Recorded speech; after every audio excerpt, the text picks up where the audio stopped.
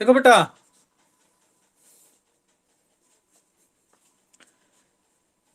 देखो last time जो हमने लास्ट लेक्चर लिया था उसमें इलेक्ट्रिक डायपोल और इलेक्ट्रिक डायपोल मोमेंट के बारे में पढ़ा था।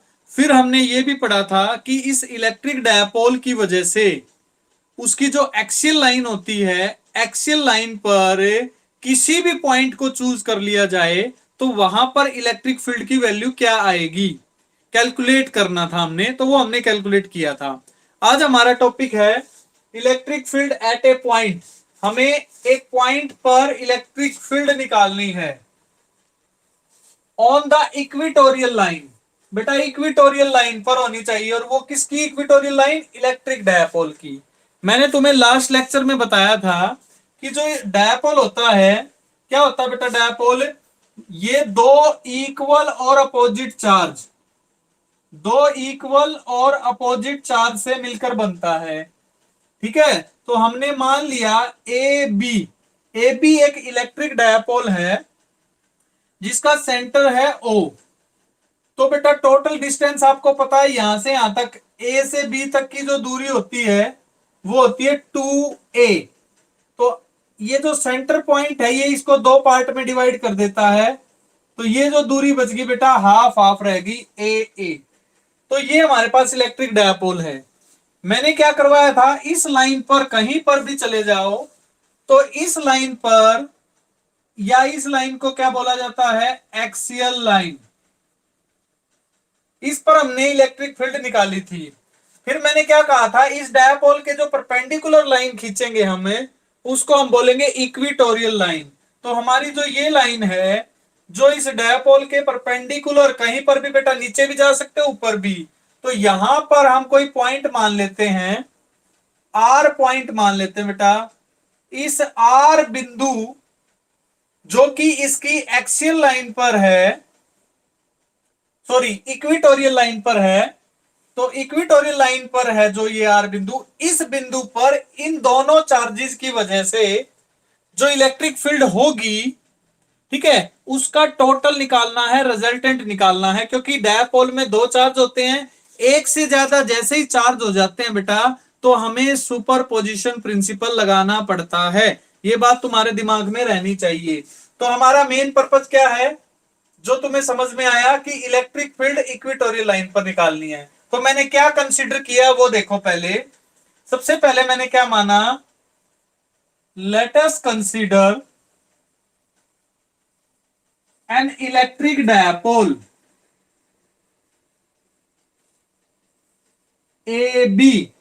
ए बी इलेक्ट्रिक डायपोल हमने मान लिया, ठीक है, विद डायपोल मोमेंट, जिसका डायपोल मोमेंट है, क्या है भाई डायपोल मोमेंट? क्या होता है? हम पी मानते हैं।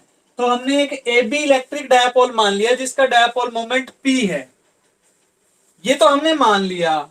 फिर हमसे कहा क्या गया है, हमसे ये कहा गया है कि इसकी इक्विटोरियल लाइन पर इलेक्ट्रिक फील्ड निकालो। तो हम एक पॉइंट मानेंगे, लेट आर, ये जो आर है, be any point on the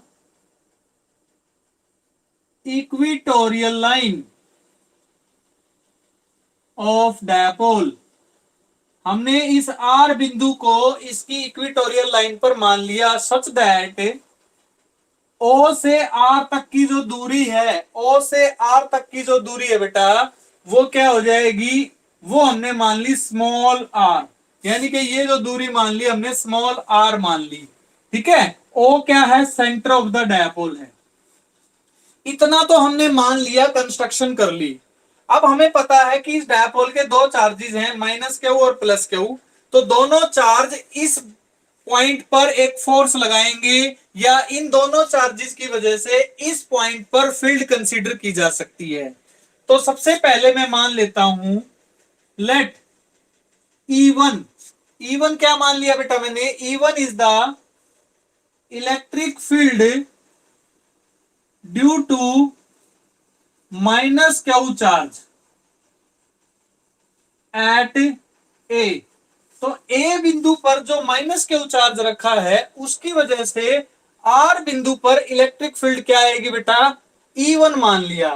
तो हमें फार्मूला पता है कि किसी भी पॉइंट चार्ज की वजह से किसी पॉइंट पर इलेक्ट्रिक फील्ड निकालनी हो तो E1 की वैल्यू क्या आएगी, 1/4 पाई epsilon not source charge. Source charge कौन सा बेटा, क्यू, बटे दूरी, दूरी कौन सी लेंगे बेटा, क्यू से लेकर आर तक की। तो ये जो डिस्टेंस लेनी है वो ये लेंगे हम, ये दूरी लेंगे, ठीक है। तो ये दूरी कहलाएगी ए आर, ठीक है। अब डायरेक्शन क्या होगी, डायरेक्शन सोचो, नेगेटिव चार्ज है तो नेगेटिव चार्ज की वजह से इलेक्ट्रिक फील्ड की डायरेक्शन इनवर्ड होती है। इनवर्ड का मतलब नेगेटिव चार्ज की तरफ होती है। तो इलेक्ट्रिक फील्ड E1 की जो डायरेक्शन है वो आर से, पहली बात तो इस दूरी को क्या लिखेंगे, ए आर, ए आर का होल स्क्वायर। डायरेक्शन क्या लिखोगे, along R A, R A vector जो है इसकी दिशा में इसकी डायरेक्शन आएगी। तो डायरेक्शन भी लिख दी मैंने और इसका मैग्नीट्यूड भी लिख दिया।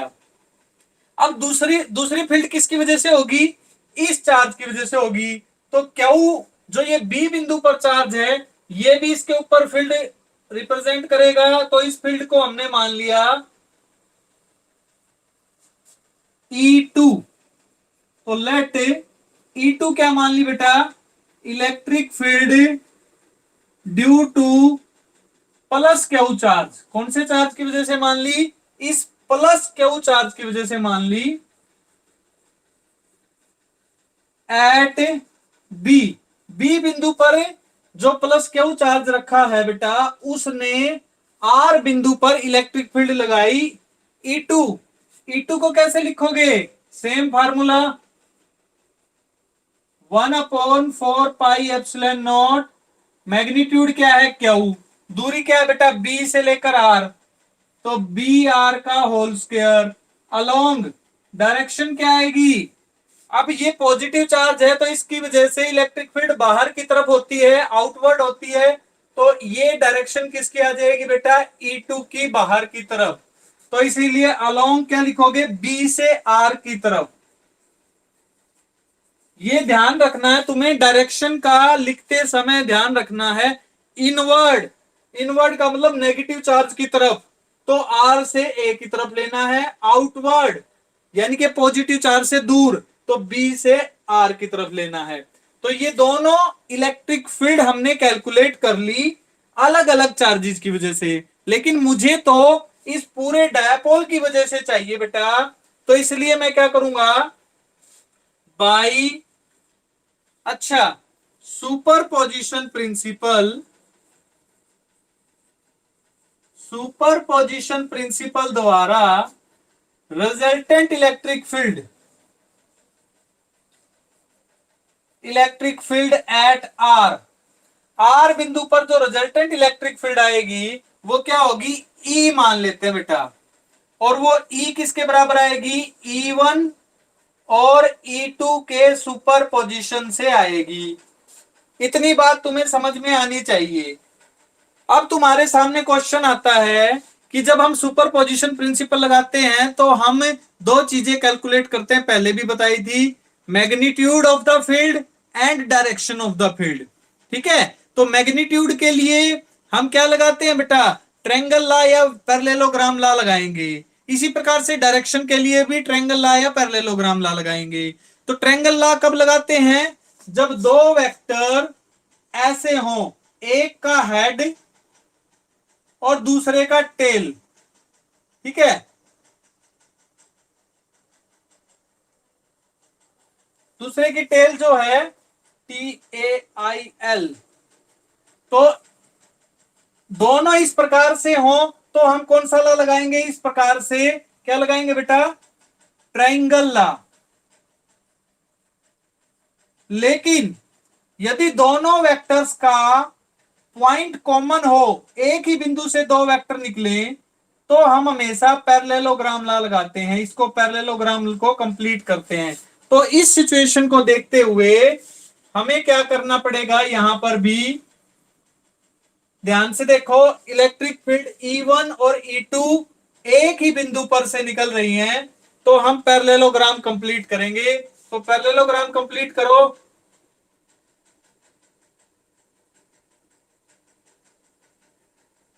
तो this is the resultant of these two field. तो ये जो आर एस मान लेता हूं, आर एस क्या रिप्रेजेंट कर रहा है बेटा यहाँ पे, R S resultant electric field को रिप्रेजेंट कर रहा है। अगर ये एंगल थीटा है और ये एंगल भी थीटा है, तो जो ट्रायंगल की सिमेट्री है वो क्या बताती है बेटा, ये एंगल भी थीटा होगा। देखो ध्यान से, ये थीटा है तो ये भी थीटा होगा। क्यों? अल्टरनेट एंगल है। ये थीटा है तो ये भी थीटा होगा, कारण कोरस्पॉन्डिंग एंगल। तो हमें क्या पता चला कि ये जो पैरेललोग्राम बना है, इसमें जो इलेक्ट्रिक फील्ड E1 है और जो इलेक्ट्रिक फील्ड E2 है, उन दोनों के बीच में कुल कितने का कोण बना? 2 थीटा का बेटा। ये बात तुम्हें समझ में आनी चाहिए कि कुल कितने का कोण बना है दोनों फील्ड के बीच में, 2 थीटा का।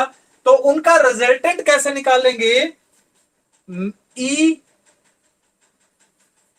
Can be calculated by using parallelogram law. E को कैसे कैलकुलेट किया जा सकता है? पैरेललोग्राम लॉ से कैलकुलेट किया जा सकता है। तो ई का मैग्नीट्यूड क्या आएगा? पहले वेक्टर का मैग्नीट्यूड का स्क्वायर, E1 का स्क्वायर, E2 का square, plus 2E1 E2 cos theta. Theta कितना बेटा? 2 थीटा है। मैंने तुम्हें 11th क्लास में क्या बताया था? रिजल्टेंट वेक्टर निकालना बताया था। दो वेक्टर्स का रिजल्टेंट वेक्टर कैसे बताया था? A square plus B square plus 2ab cos theta.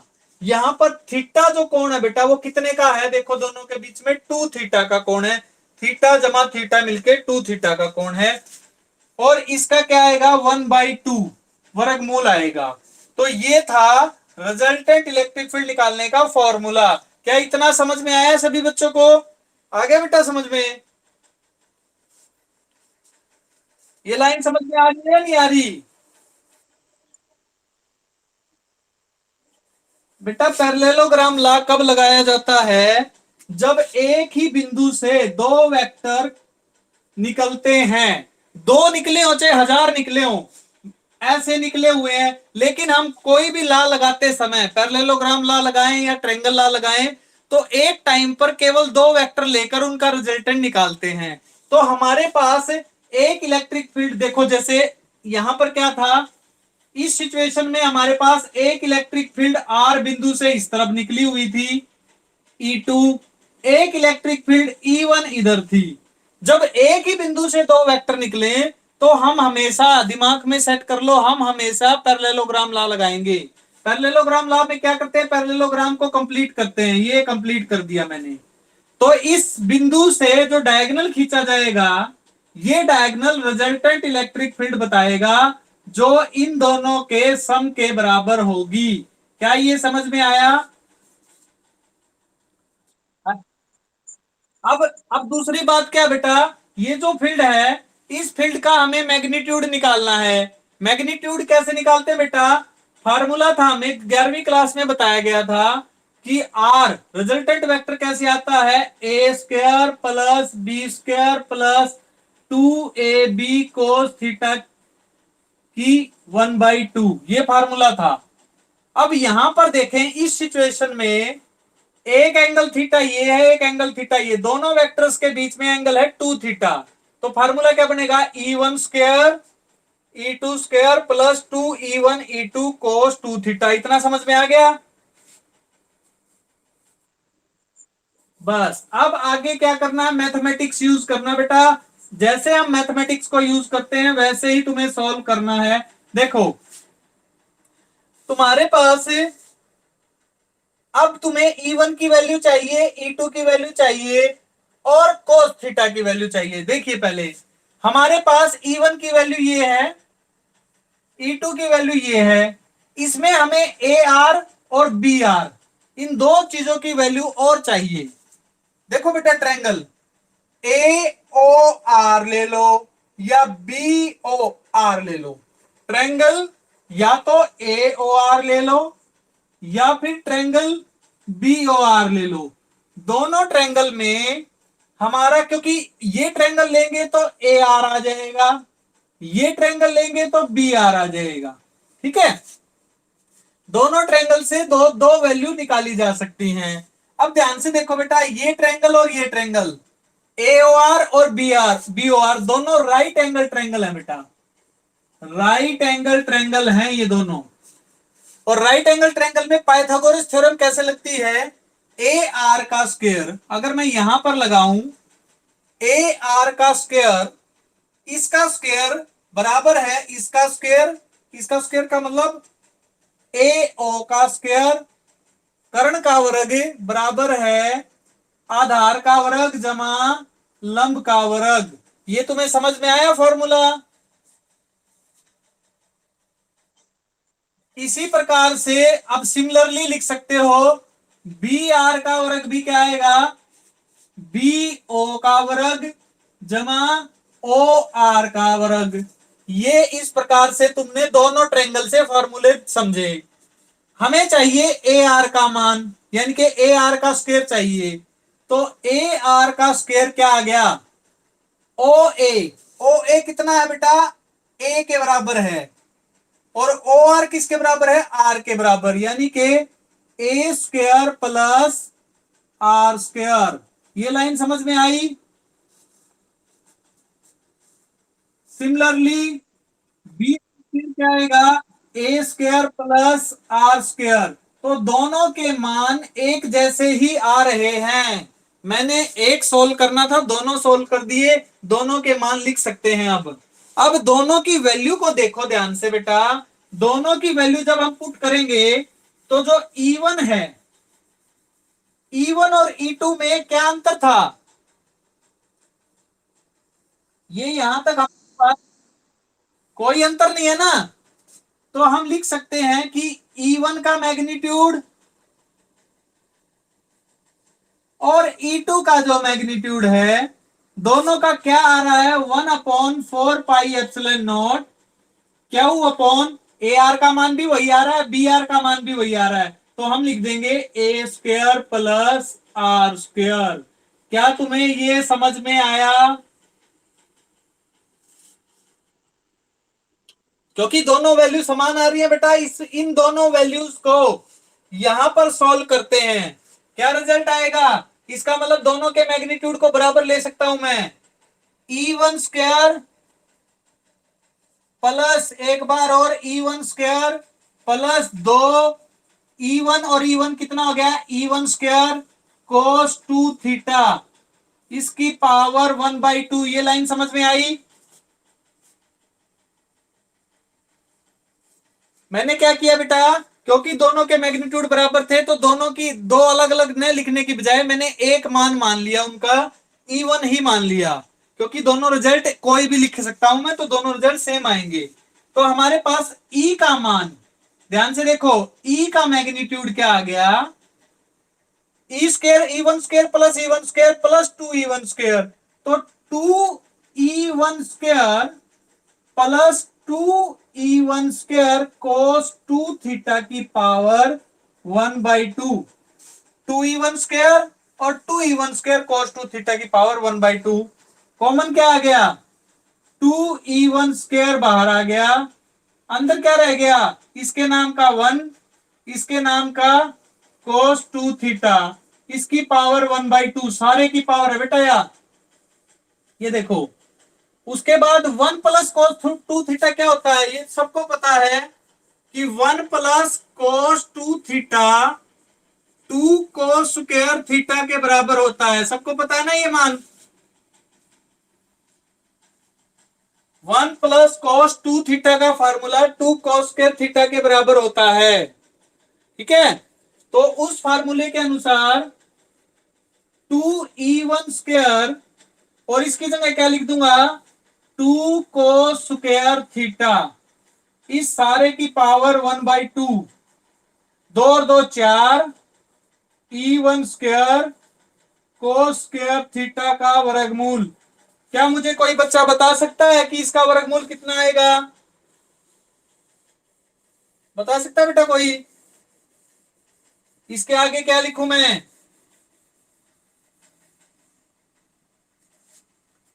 जो ई की वैल्यू है वो किसके बराबर आ जाएगी? 2 का वर्गमूल ना 4 का वर्गमूल 2, E1 स्क्वायर से रूट कट जाएगा, E1 स्क्वायर से रूट कट जाएगा कोस थीटा। तो बेटा मेरे पास जो नेट इलेक्ट्रिक फील्ड थी, जो रिजल्टेंट इलेक्ट्रिक फील्ड थी, उस रिजल्टेंट इलेक्ट्रिक फील्ड का मान आ गया ये। ठीक है, और इसकी डायरेक्शन क्या आएगी? अलोंग आर से एस, आर एस वेक्टर की डायरेक्शन में इसकी डायरेक्शन आएगी। क्या तुम्हें इतनी लाइन समझ में आ गई? ठीक है, उसके बाद E1 का मान रख दो 2, E1 का मान क्या आएगा? 1/4 पाई एप्सिलॉन, देख रहा, Q upon R square plus A square into, अब बेटा देखो कोस थीटा का मान देखो क्या आएगा। कोस थीटा इस ट्रायंगल में ए ओ आर में, ए ओ आर से निकाल लो या बी ओ आर से निकाल लो, दोनों ट्रायंगल में कोस थीटा किसके बराबर होता है बेटा? आधार, आधार कितना है? ए है, बटे कर्ण, कर्ण कितना है बेटा? ए आर, ए आर का मान कितना आएगा? ए स्क्वायर प्लस आर स्क्वायर की पावर 1/2। ये देखो बेटा ए आर स्क्वायर का मान ये आया, तो ए आर का मान क्या आ जाएगा? इसका रूट आ जाएगा। तो हमारे पास कोस थीटा का मान आ गया A square plus R square की पावर 1/2। सोल्व करने पर हमें पता चला कि 2 QA upon 4 pi epsilon nought R square plus A square की पावर 3/2, एक पावर और आधी पावर मिलके 1.5 पावर हो जाएंगी, 3/2 हो जाएगा। क्यू इंटू 2A क्या होता है? P होता है, तो P बटे 4 pi epsilon nought R square plus A square की पावर 3/2। ये जो रिजल्ट आया है मेरा, इस रिजल्ट को हम बोलेंगे electric field eight A point on the equatorial line of N electric dipole. इसमें फील्ड का मैग्नीट्यूड तो ये आएगा, दिस इज द मैग्नीट्यूड, और डायरेक्शन क्या लिखोगे? Along R S, R S vector की डायरेक्शन में इसकी डायरेक्शन आ जाएगी। तो ये कंप्लीट रिजल्ट था किसका? इलेक्ट्रिक फील्ड का। किस कर देखो इलेक्ट्रिक फील्ड का रिजल्ट आ गया। अब कहां पर निकाला? आर पॉइंट पर। आर पॉइंट कहां पर है? इक्वेटोरियल लाइन पर है। तो कहीं पर भी बेटा कितनी भी दूरी पर हो, ये रिजल्ट जर्नल रिजल्ट रहेगा।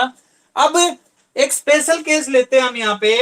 ये रिजल्ट करने के बाद स्पेशल केस क्या लेंगे हम यहां पर कि यदि हमारी इलेक्ट्रिक फील्ड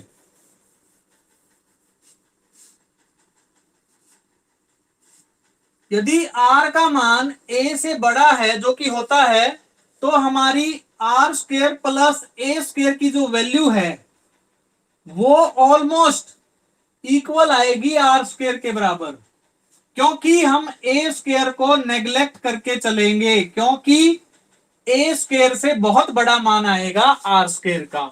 इसलिए हमारी इक्वेटोरियल लाइन पर जो इलेक्ट्रिक फील्ड लिखी जाएगी वो लिखी जाएगी P upon 4 pi epsilon nought. ये आर स्क्वायर है, आर स्क्वायर की पावर 3/2, पावर से ये कट गया, तो P upon 4 pi epsilon nought R cube. ये फाइनल रिजल्ट आ गया बेटा। अब किसी बच्चे को ना समझ में आई हो ये बात तो मेरे से पूछ सकता है बेटा। हाँ हाँ बेटा, नोट्स बनाने हैं आज से। पिछला देखो, पिछला टॉपिक नहीं हो पाया, मैंने तुम्हें नोट्स नहीं दिए। आज मैं स्टडी मटेरियल के रूप में इस टॉपिक का नोट्स भी तुम्हारे पास ऑनलाइन व्हाट्सएप भी कर दूंगा और इस ऐप पर भी डालूंगा मैं। ठीक है, तुम अपनी प्रिपरेशन अच्छे से रखो, मैं अपना काम अच्छे से कर रहा हूं। ठीक है ना बेटा? इसी टॉपिक के नोट्स स्टडी मटेरियल में मिलेंगे तुम्हें आज। तो मैंने तुम्हें इक्विटोरियल लाइन पर इलेक्ट्रिक फील्ड निकाल के दिखा दी। कल जो था यानी कि पिछला जो लेक्चर था उसमें मैंने एक्सियल लाइन पर निकाली थी। अब किसी बच्चे को अगर याद हो तो मुझे बता सकता है कि एक्सियल लाइन पर इलेक्ट्रिक फील्ड कितनी आई थी?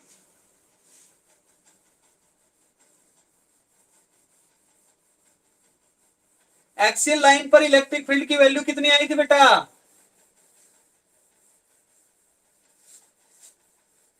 भूल गए? चलो मैं बता देता हूं। इसमें एक बात और याद रखनी है।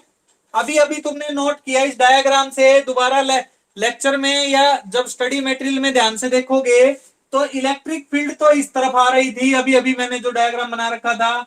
और जो ए बी जो डायपोल था, माइनस क्यू और प्लस क्यू चार्ज वाला, माइनस क्यू से प्लस क्यू की तरफ डायपोल मोमेंट होता है।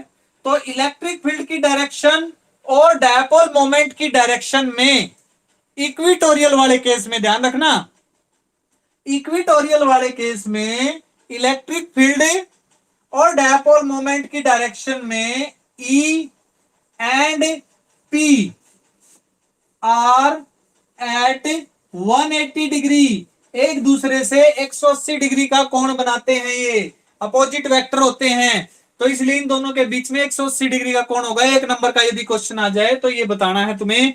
तो ये था, मैंने मुझे बताना था, जो मैंने डायग्राम रब कर दिया था, इसीलिए बता रहा हूं मैं। अब हमारा नेक्स्ट क्वेश्चन है कंपैरिजन बिटवीन ई एक्सियल, एक्सियल लाइन पर जो इलेक्ट्रिक फील्ड आई थी, and E equatorial, equatorial line पर जो इलेक्ट्रिक फील्ड आई है, दोनों की दोनों इलेक्ट्रिक फील्ड को कंपेयर करना है हमें। तो कंपेयर करते हैं बेटा। तुम्हें याद नहीं है लेकिन मैं बता रहा हूं, एक्सियल लाइन पर जो इलेक्ट्रिक फील्ड आई थी वो आई थी 2p अपॉन 4πε0 r³, ये आई थी बेटा। इक्विटोरियल लाइन पर अभी अभी हमने किया है, इलेक्ट्रिक फील्ड आई है p अपॉन 4πε0 r³। ये दो एक्सप्रेशन हमने निकाले हैं। यदि मैं इक्वेशन नंबर 1 को इक्वेशन नंबर 2 से डिवाइड करता हूं, वी गेट, हमें क्या मिलेगा? हमें मिलेगा एक्सियल लाइन की रेशियो मिलेगी, किसके साथ? इक्विटोरियल लाइन के साथ। और जब रेशियो लोगे, देखो ध्यान से, p से p कट जाएगा, 4πε0 से 4πε0 कट जाएगा, r³ से r³ कट जाएगा, तो आंसर आएगा 2/1, 2:1।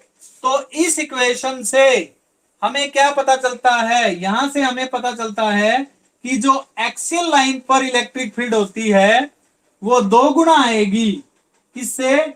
इक्विटोरियल लाइन पर इलेक्ट्रिक फील्ड से। ये कई बार एक नंबर का क्वेश्चन आता है बेटा, दोनों का अनुपात पूछ लिया जाता है, या ये पूछ लिया जाता है कि एक्स किस किस लाइन पर, इक्विटोरियल पर या एक्सियल लाइन पर, किस लाइन पर इलेक्ट्रिक फील्ड स्ट्रांग होगी? तो तुम कहोगे electric field is stronger on the axial line as compare to equatorial line. ये लाइन समझ में आई बेटा? ये छोटा सा टॉपिक समझ में आ गया भाई? क्लियर हुआ ये?